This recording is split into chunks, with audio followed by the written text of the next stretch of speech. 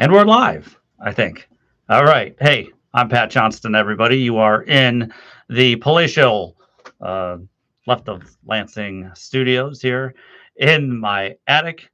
And yeah, I don't know if you've seen some of my other videos, but this is kind of where I do all of my work. Yes, those are something called compact discs back there, some classic albums back there. And I'm noticing that I still have the foam up from my air conditioning unit that I have now removed. Anyway, thanks for joining me here for this very first Left of Lansing YouTube live chat. It's just something I wanted to try here. I think I may be doing this every Monday, maybe around this time. Monday mornings are never good, so I kind of like to do more Monday afternoons when I'm awake and have all my thoughts about me. Plus, I mean, I would have been too tired to do something first thing in the morning, being up late last night watching the Lions get that improbable victory against the Texans last night. That was pretty remarkable. And I needed it, and I think a lot of us needed it. Those of us on the progressive side, those of us who might be Democrats, whatever, those of us who are just on the side of democracy. I think this has been a very difficult week. People are still trying to come to terms of what to do really right now. I've I haven't heard the song in a long time, and I think it's 10 years after who sang back in the what was that early '70s, late '60s, where they said, "I'd like to change the world, but I don't know what to do, so I leave it up to you." And it's kind of where I've been here for the last week or so. I know I will get out of it. I'm not alone, though. I've been able to read from some fellow progressives out there that they are going to be fighting, and they're fighting like hell right now. They're not giving an inch, and I think that is awesome.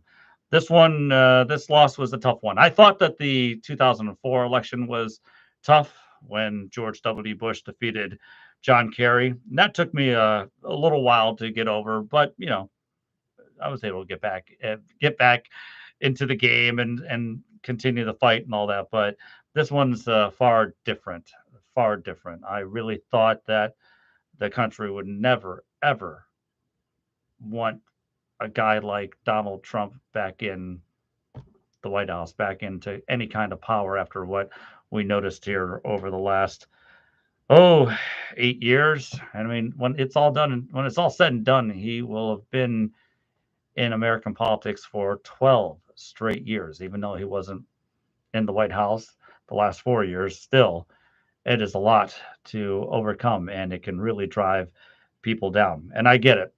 I get it. I was talking to a very good friend of mine the other day, and they said, "Look, I fought. I got engaged. I was part of. I tried to help with the election by working on the election. I tried to do my civic duty.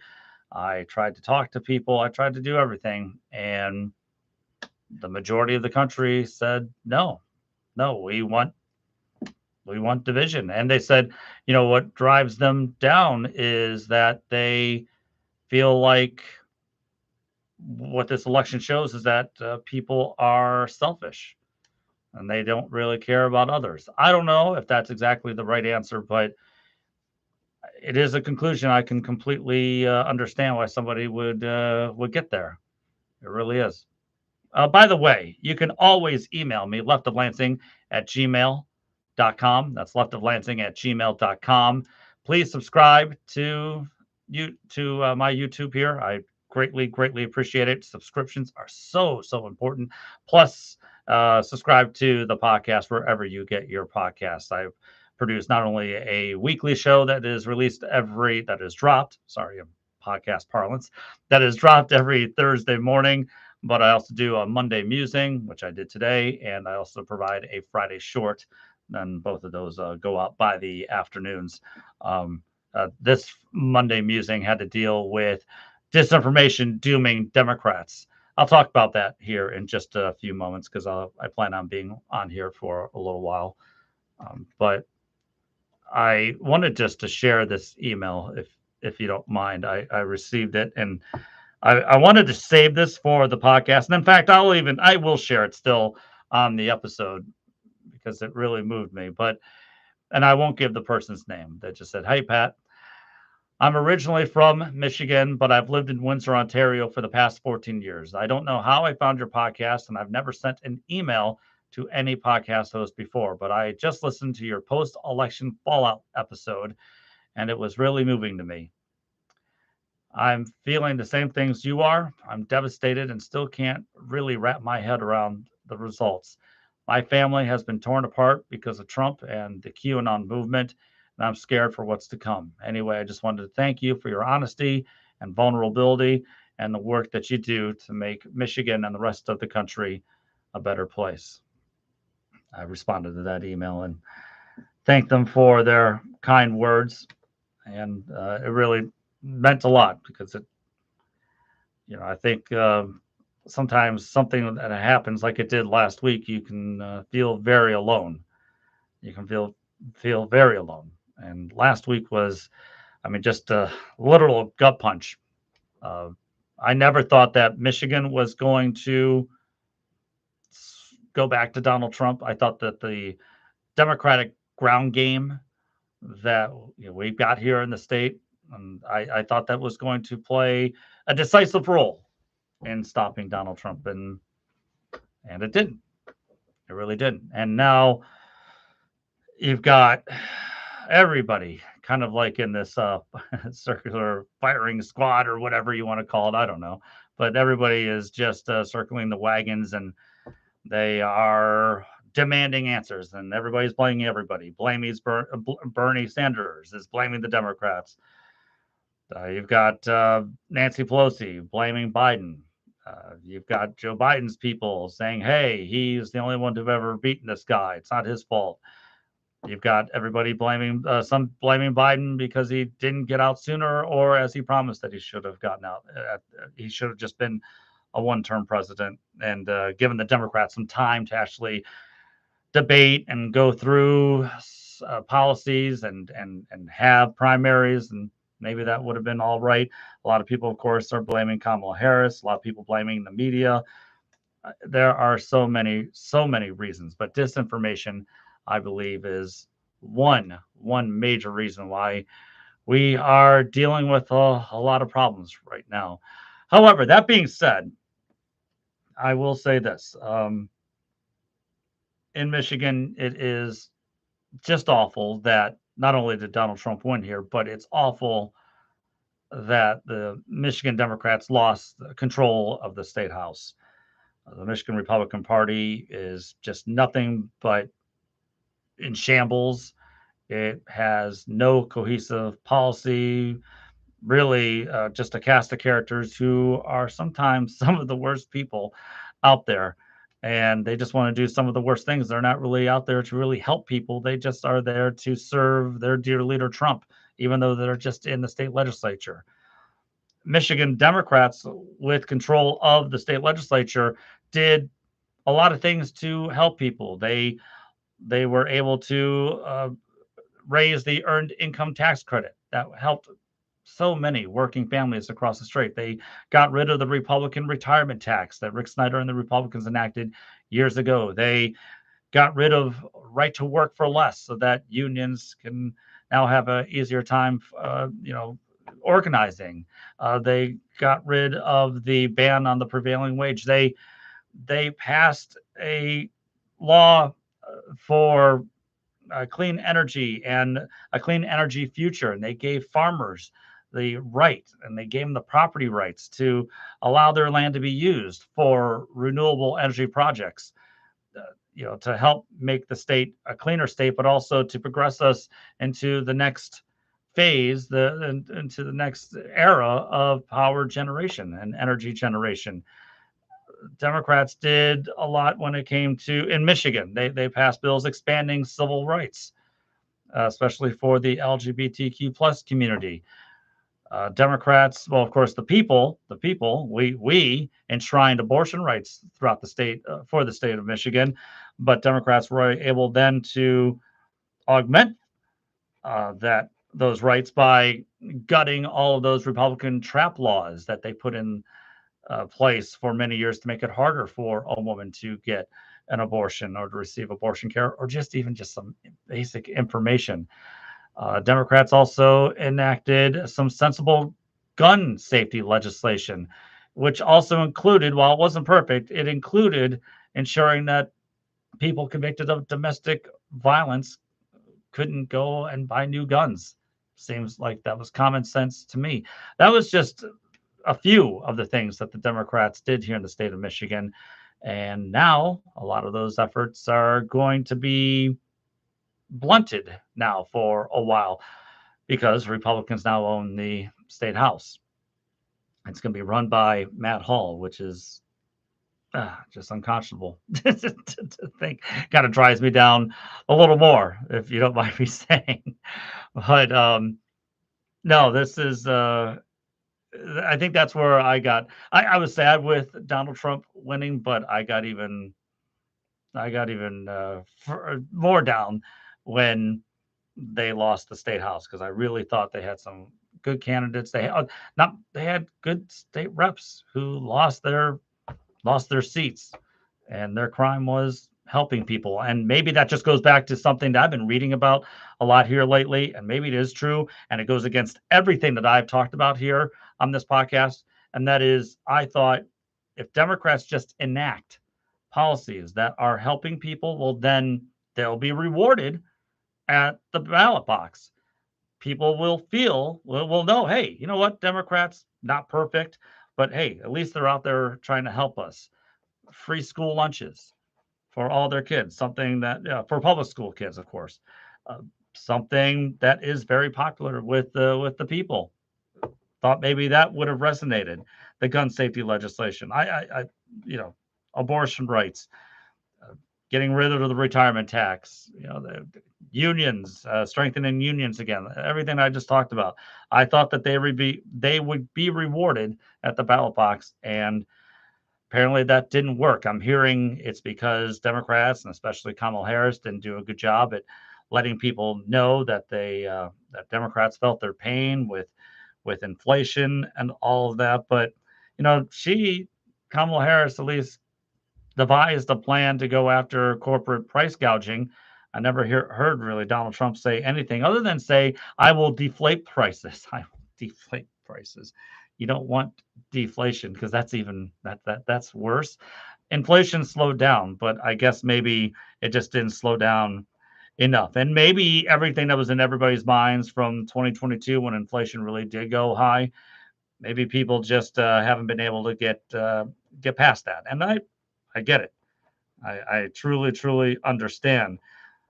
But as economist Dean Baker said, if Joe Biden and the Democrats in Congress would have done just like if half of what they did with the infrastructure bill, with the Inflation Reduction Act, and unemployment instead of being around 4% would have been, let's say, around 6%, 7%, Fox News would have destroyed the Democrats and Joe Biden for higher unemployment. They just would have destroyed it. So Joe Biden and the Democrats went all in. They invested back into the people, and at least for 1 year, we had an extended child tax credit that helped cut child poverty in half for 1 year. Of course, we couldn't get anything more because Joe Manchin wouldn't do anything. He blocked an extension of that bill, even though the evidence showed that it worked. So if if the Democrats had not gone into that area and gone all in, the right wing, Trump, and of course the right wing ecosphere with Fox News and all the right wing influencers and podcasters, they would have destroyed him for lack of job creation, getting us into a recession, and also high unemployment. There really wasn't much that Joe Biden really could do on that front. Now, I will say maybe if there was something that Biden could have done differently, maybe he could have talked about greedflation, and inflation, but he could have really, really hammered home greedflation, how corporations were keeping prices artificially high, even though inflation started to drop, they still kept their prices high. Maybe Joe Biden could have done more on that. I don't know. I don't know. I'm not saying that the economy and inflation, or what everybody remembered inflation, what it was like in 2022. I'm not saying that didn't play a role, but I'm not sure that it exactly is the only reason why people voted for Donald Trump.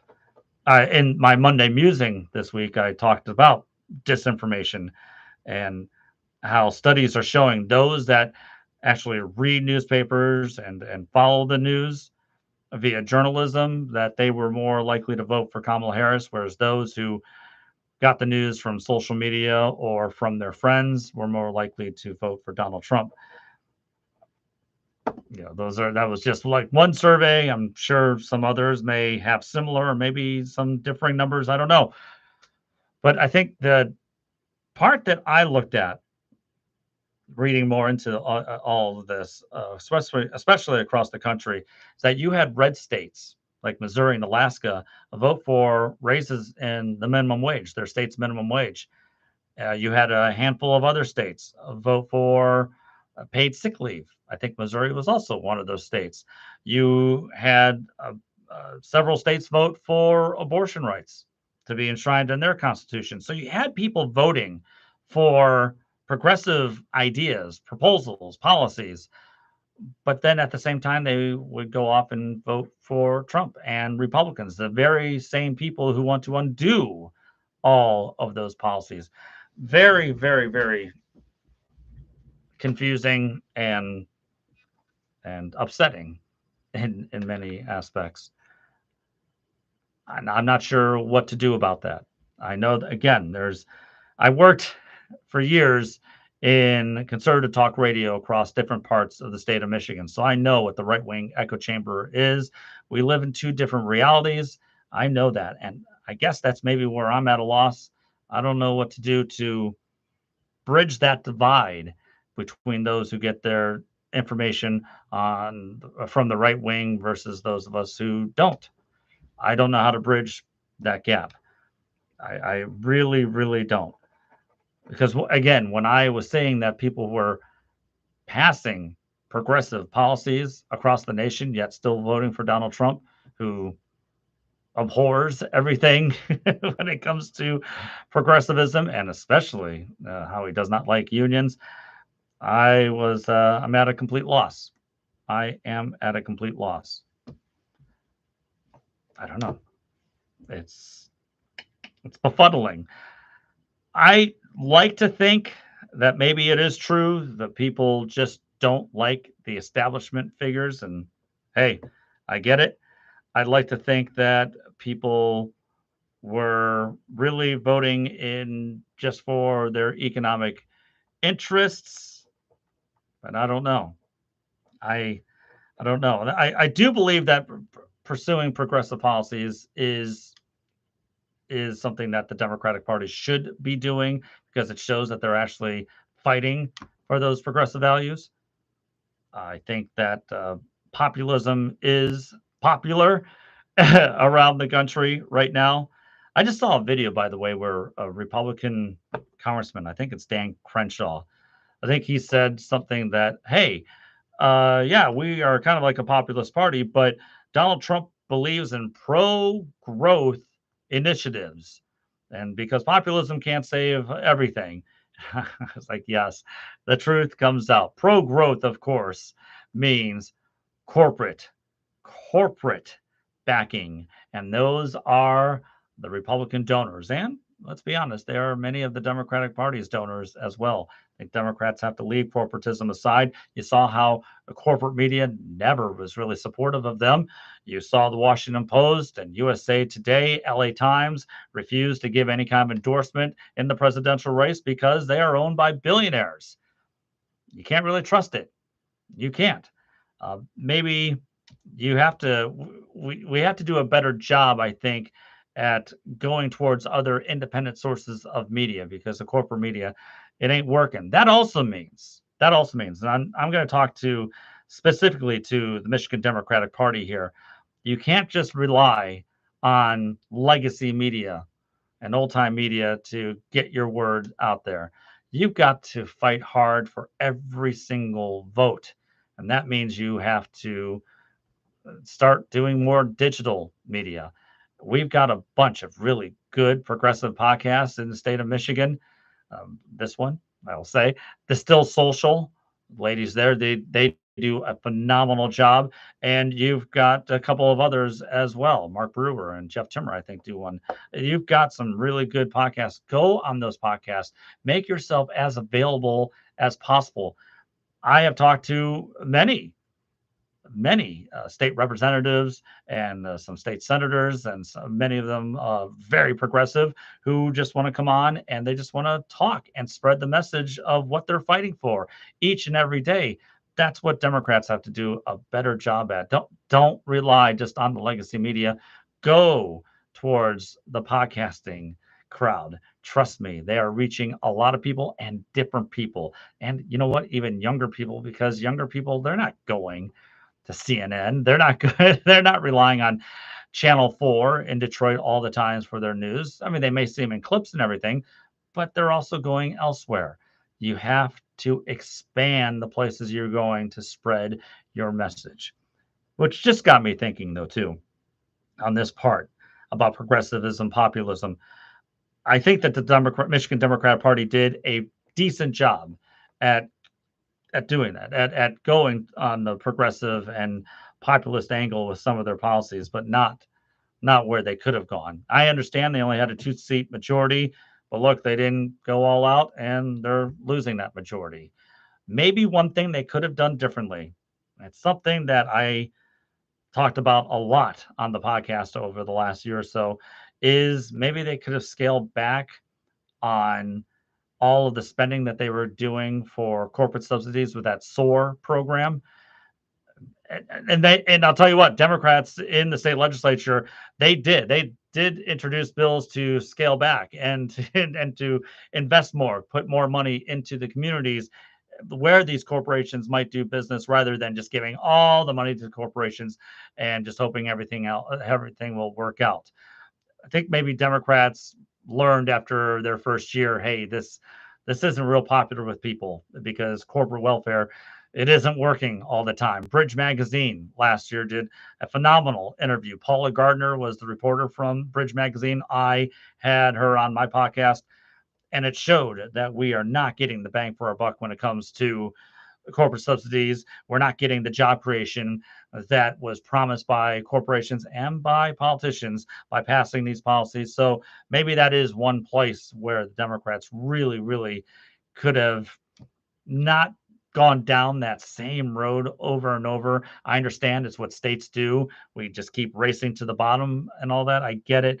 But investing and reinvesting into the communities, I think, is probably a good idea, rather than just always shelling out cash to corporations. Hopefully the Democrats have learned that, and losing the majority in the state house, maybe that will change some things. Because that is where the people are, but that's where the Democratic Party should always be. We should always be fighting for the little guy, for the workers. We have done that. We're showing it, but then at times we give mixed messages. It's almost like with the Democratic National Convention a couple months ago. You had on the same night, you had Bernie Sanders going out there talking about corporate greed, talking about the corporate corruption, and why we have to be a working people's party. And then a few minutes later, you had the CEO of American Express go on and talk about why Kamala Harris was great for corporations. Mixed messages, mixed messages. And I remember thinking to myself, when that CEO was talking, it's like, how many people in America like and trust in their credit card companies? I don't think there are many who say, yeah, I love them, they're great. I just don't think so. I think maybe Democrats do have to go back and reevaluate and understand that they are fighting for the working people, working man, working woman. They're just out there for everyday people, like FDR was, like JFK was, and LBJ. I think they've got to get back to that place. because they're losing it to Donald Trump. I know it doesn't make any sense because he doesn't care about the working class one bit, but he makes it sound like he does, but he doesn't. Fighting for those who can't fight for themselves. I think that's a line from A Few Good Men. They can so know. One of the Marines says, "We did this so we could fight for people who couldn't fight for themselves. We should have fought for Willie." I think that was A Few Good Men. But that's what Democrats should be doing. I haven't seen any hard data on this just yet. No hard data at all.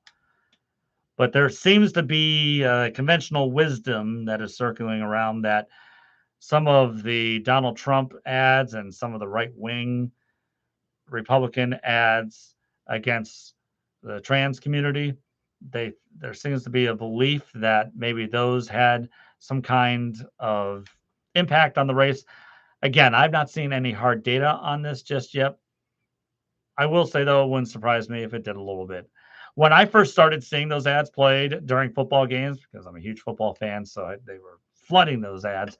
I said, "Wait, no, nobody's really going to buy any of this garbage, are they?" Yeah, probably some did.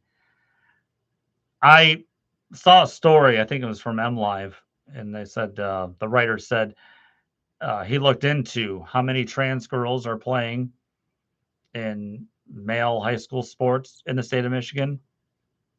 Two in the entire state of Michigan. Two trans girls are playing in high school sports and boys high school sports. Two.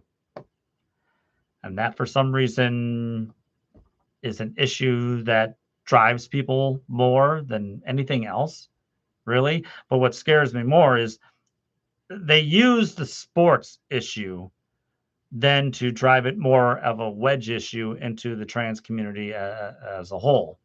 And that's what I've seen Republicans do time and time again throughout my life. If it wasn't Willie Horton ads in 1988, it was gay marriage in 2004. It wasn't that long ago that many Americans were still against gay marriage. That's why George W. Bush won in 2004. He was staunchly against gay marriage. It's the same stuff over and over again. And I refuse as a progressive to not raise my voice in support of the trans community. It disturbs me to see. I think that there are some Democrats and also some progressives, especially online, who are saying, "Hey, the problem is nobody is that Democrats are going to keep losing if they keep using pronouns."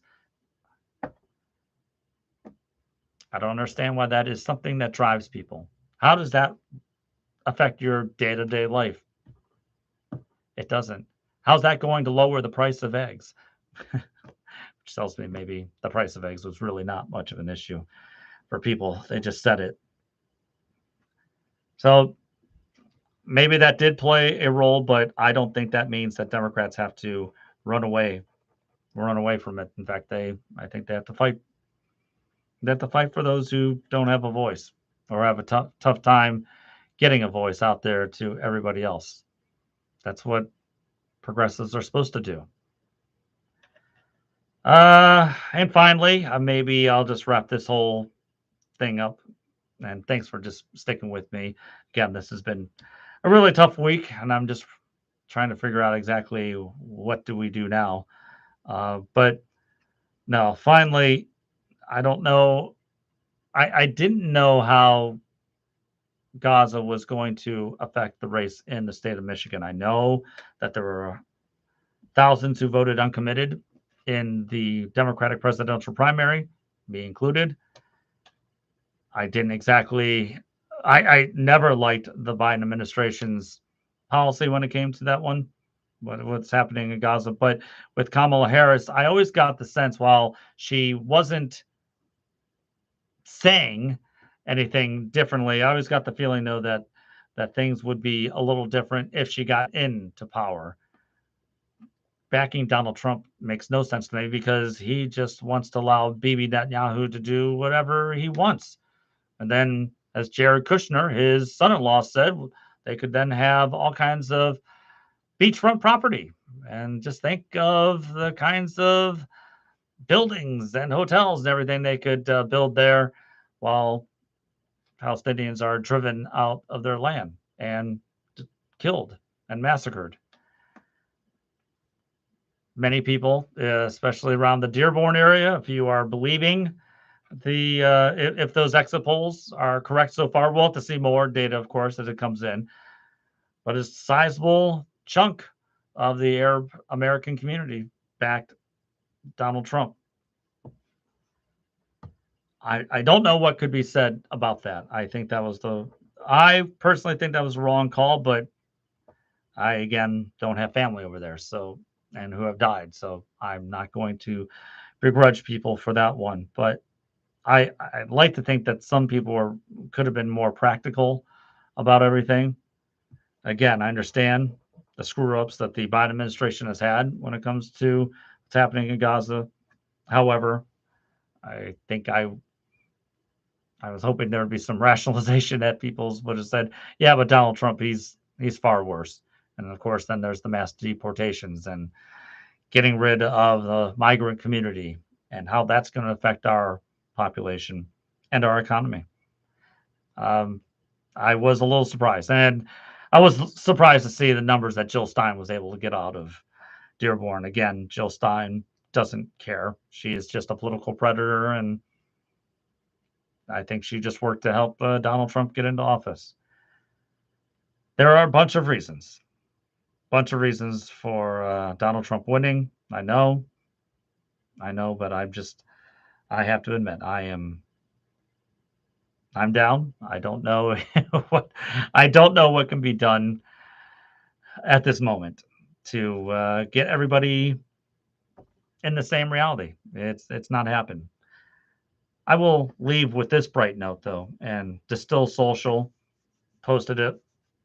There is a county in Michigan, Ottawa County, that was taken over by a MAGA right wing faction, took over its county board. And through time, because everybody was focusing on it, especially those of us on the progressive side, independent media, and even legacy media. But I think it's because of what was happening with a lot of the activists around West Michigan who were part of this, Joe Spalding being one of them.